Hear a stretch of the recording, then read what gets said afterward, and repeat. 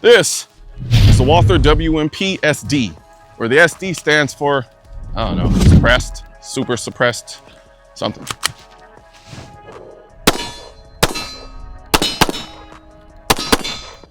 Oh, and by the way, it's a 22. Well, actually, it's a 22 Magnum. You see, Peter was like, oh, it's a 22. And I'm like, it's a little bit more than a 22. Which you should know that because I've already done a video on this, but Peter's memory is like a goldfish.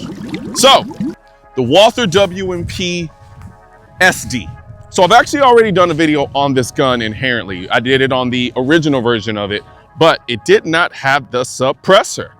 And that's what really the defining aspect of this particular gun, because if there was gonna be a 22 caliber round that you were gonna use for self-defense, of course you're gonna use the one that has Magnum at the end. It just makes sense. It's just, think about the things that represent Magnum. Here we go.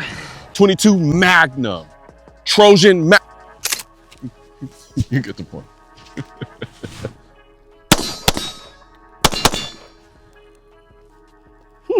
All right, so if you haven't watched the video already, I'm just gonna kind of go through some of the finer points about this gun or you can just click the link and go watch the original version, because everything about this still remains the same from the original WMP without the SD, which is the suppressor aspect of it. So you have this threaded barrel here. And, you know, initially when you look at a gun like this and you hear 22 Magnum, it feels odd because the gun is so big. I mean, like look at it. Look at the profile. This looks like it could actually, it's actually damn near the same size as their PQ 45. So it looks like it could shoot a 45 caliber, but no, it's just shooting that little guy, right? So now, before I get into that, let's talk about something that'll keep you up at night. You know what's worse than someone trying to steal your gun? Someone trying to steal your entire house. It sounds insane, right? But according to the FBI, house stealing is a real thing. And no, I'm not talking about some guy dragging your house off in its foundation like a trailer park Fast and Furious stunt.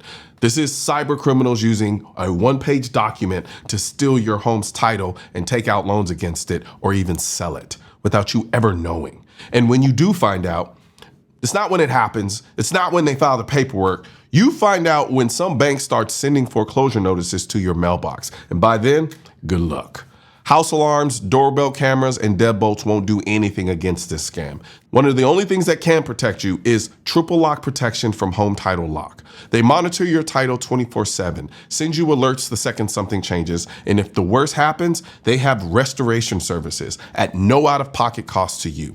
I don't know about you, but I check my home title about as often as I check my MySpace. And that's exactly what these scammers are counting on. But here's what you can do.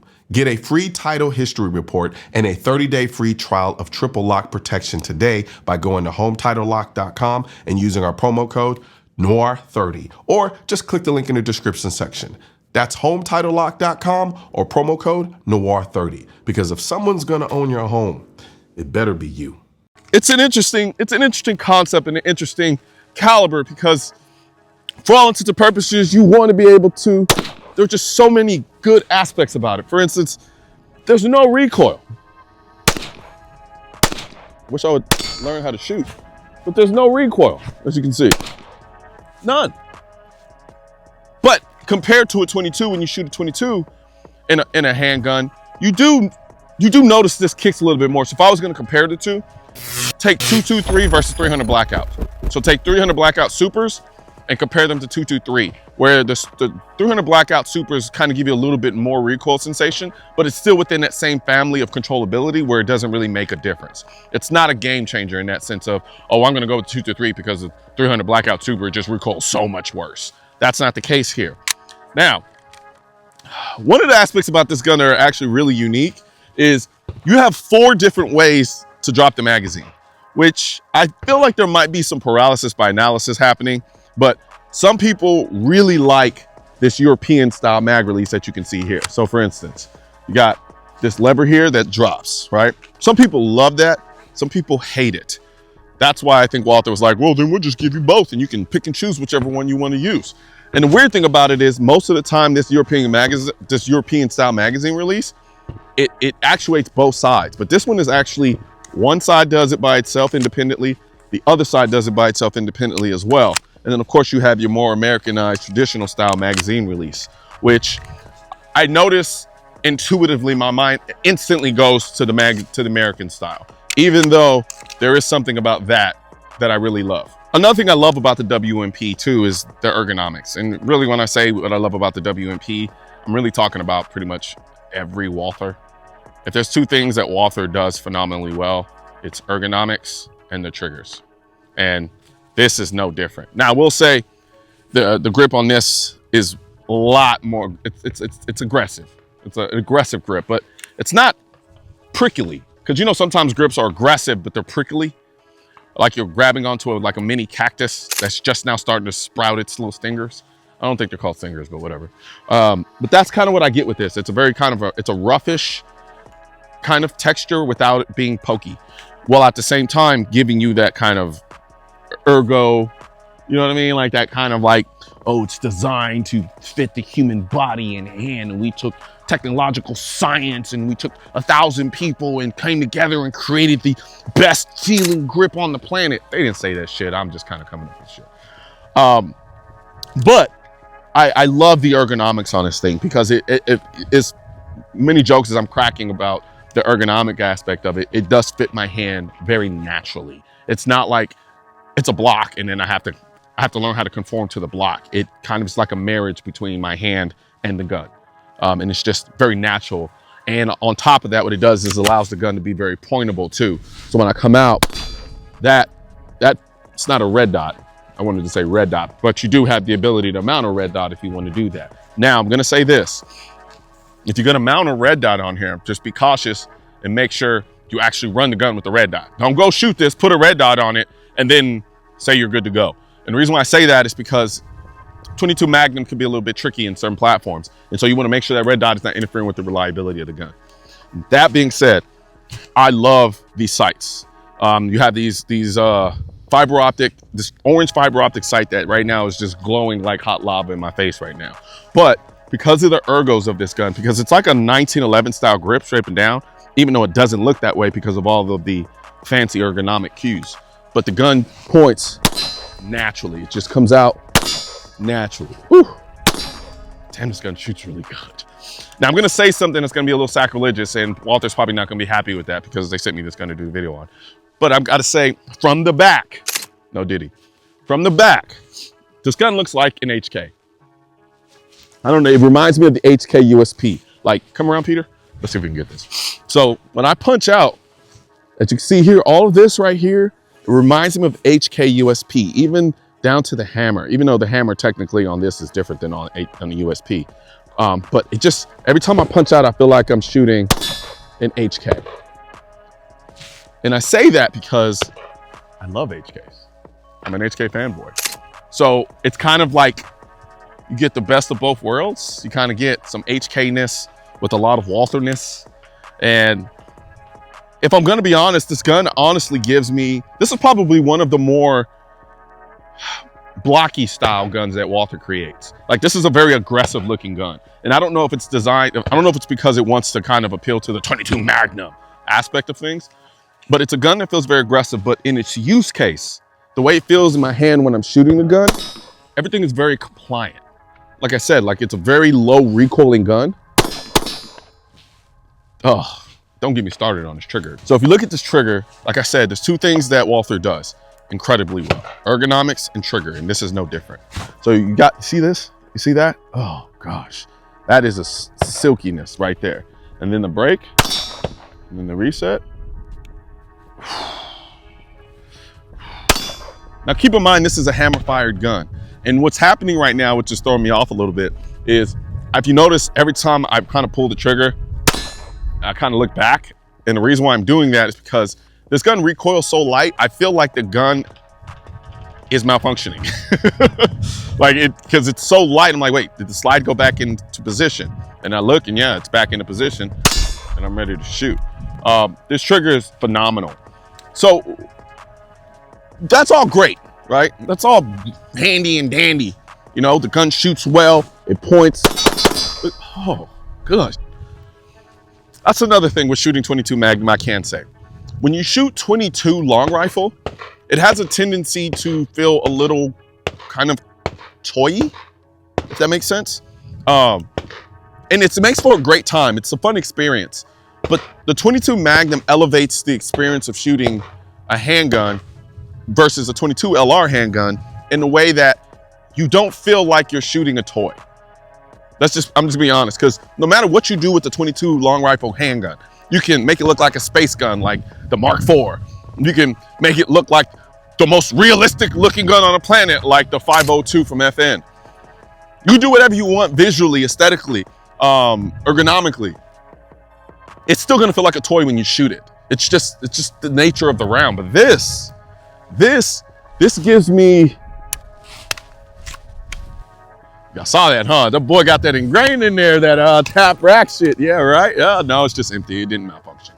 Hold on, let me get some ammo and we'll get back to what I was saying. With a 22, it just feels like you're shooting a toy, where this, when you come on target, you got this beautifully, magnificently large gun. It's a large gun, right? This is not a gun I would say for concealed carry. You can do it, but I don't think that's what it's meant for. I think it's more so for like home defense or maybe even a bag gun.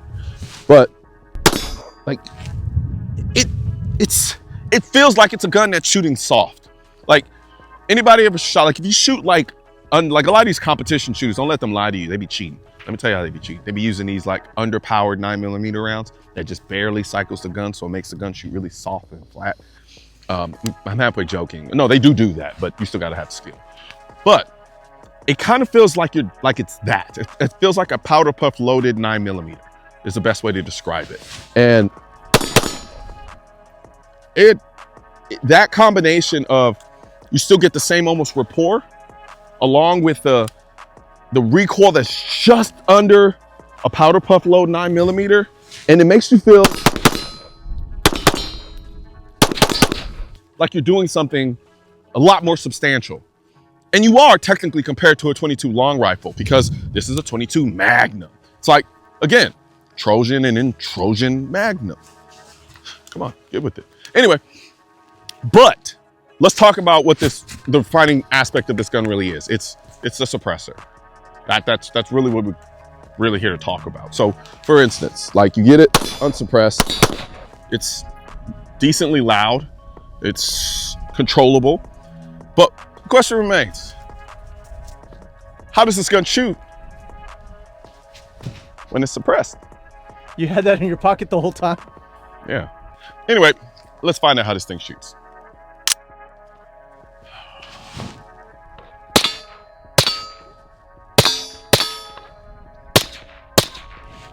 Okay, well, first and foremost, I can say this.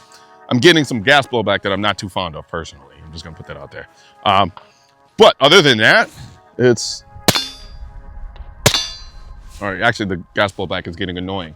And what do you do when the gas blowback is getting annoying? Let's see if we can make a difference, because right now I'm not too fond of it. Let's see. Let's go and swap that out. I probably shouldn't put that hot thing in my pocket. For a non-Magnum. So you had two suppressors in your pocket? Yeah. So I know you're wondering how I got here. Squinting through clouds of dirty gas like I just got pepper sprayed by my own gun. Truth is, I forgot my usual clean 22 Magnum ammo and had to grab the only box the local shop had. Cheap, dirty stuff that smoked like a chimney, and left my Walther WMP and Bauer's Icon combo blowing gas straight back into my face. The Icon is super efficient, which means it traps a lot of gas, and in a blowback gun like the WMP, all that pressure has to go somewhere, usually right into my eyes. Then I switched to the much smaller bitty suppressor. The blowback dropped off big time. It's not as quiet, but it doesn't build up as much pressure. If I had used quality defensive ammo to begin with, I probably wouldn't have had this problem. So yeah, lesson learned. Don't buy cheap ammo, especially with the suppressor rimfire Magnum, unless you have to. Now we have the non-Magnum suppressor on the Magnum 22 Walther WMP.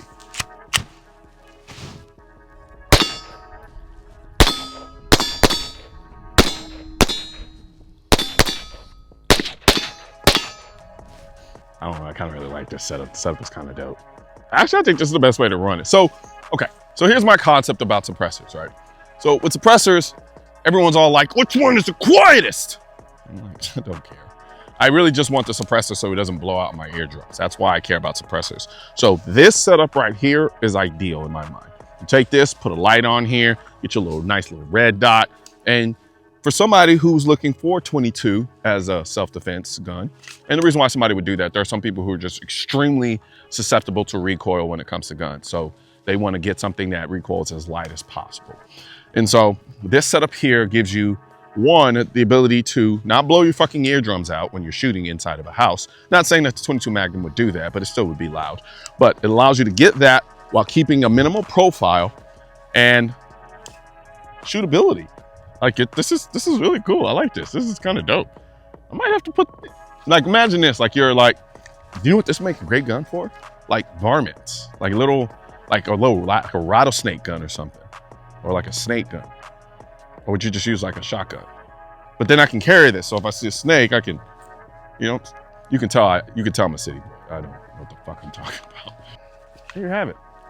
The Walther WMP suppressed. Well, WMP SD, which stands for suppressed, damn it. Not really, but it stands for something. One thing's for certain and two things are for sure. Politicians and tech giants don't want gun content to be recommended to you. And we're all fighting this culture war together. Now, you can help do your part by liking, commenting, subscribing to the channel, but most importantly, sharing this video with at least one person. Together, we can stop the suppression of our 2A rights. And don't forget to click the link in the description section of this video for the products that I mentioned in this video.